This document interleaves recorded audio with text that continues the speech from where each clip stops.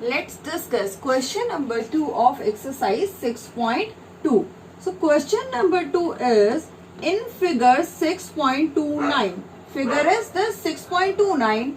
If AB is parallel to CD, it is line AB and it is CD. These two lines are parallel to each other. CD and EF, these are parallel. CD is parallel to EF. Note that AB is parallel to CD and CD is parallel to EF. There is no relation given between AB and EF. Now, Y ratio Z is 3:7. Y and Z, angle Y ratio angle Z is 3:7. It is given. You have to find the value of X. You have to find the value of X. Now see that before doing this question, before moving to the solution of this question, I will tell you one theorem that states that if two lines are parallel to the same line, if two lines are parallel to the same line, then two lines are parallel to each other. What does this theorem states? What does this theorem means? It means that if two lines, I am taking AB and EF, AB and EF, these are two lines. These two lines are parallel to the same line. Same line means AB is parallel to CD and EF is also parallel to CD. It means CD is a common line such that AB is parallel to CD and EF is also parallel to CD. Then two lines are parallel to each other. It means AB and EF will also be parallel to each other. Okay, I am repeating. If AB is parallel to CD, EF is parallel to CD, then AB and EF will be parallel to each other by this theorem. So, for moving to the solution of this question, I can write that if AB and CD are parallel, CD and EF are parallel, then AB is parallel to EF by this theorem. Okay, now see that if these two lines are parallel, AB and EF, AB and EF, and this is a transversal line. So note that angle X and angle Z, these are alternate because they are lying on the opposite side of transversal line.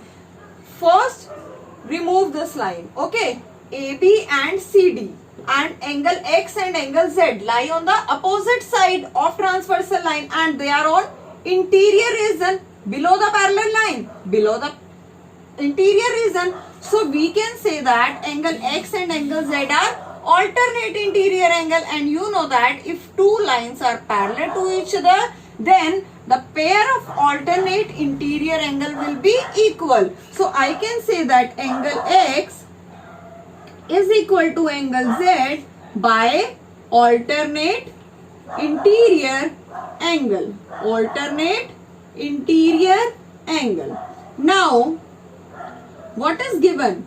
Given is Y ratio Z is equal to 3:7. If ratio is given, then first of all, I will take common ratio. Let common ratio is equal to X. If common ratio is X, then the value of Y will be 3 multiply X, 3X. And same, value of Z will be 7X. Now, you have written here X is equal to Z and Z is equal to 7X. Therefore, value of X will be 7X. It is equal to Z because X is equal to Z. Now, you have value of X, you have value of Z, you have value of Y. In terms of X, you have to find the, here I will take the common ratio as A because X is already given. So 3A, 7A and 7A. Okay. The value of X is 7A, value of Z is 7A, value of Y is 3A. Now, I have to find the value of X. See, AB and CD.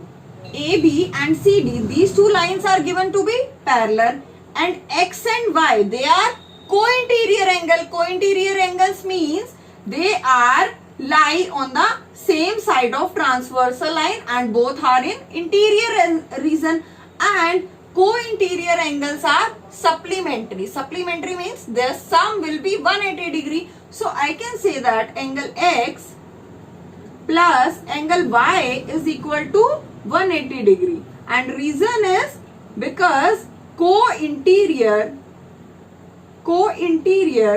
angles are supplementary. Co-interior angles are supplementary. So I can write angle X plus angle Y is equal to 180 degree. Now, what is the value of X? Value of X is 7a plus value of Y. Value of Y will be, is 3a.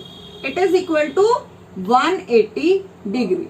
Now, 7 plus 3a, 10a is equal to 180 degree. So the value of A will be 180 by 10, that is 18 degree.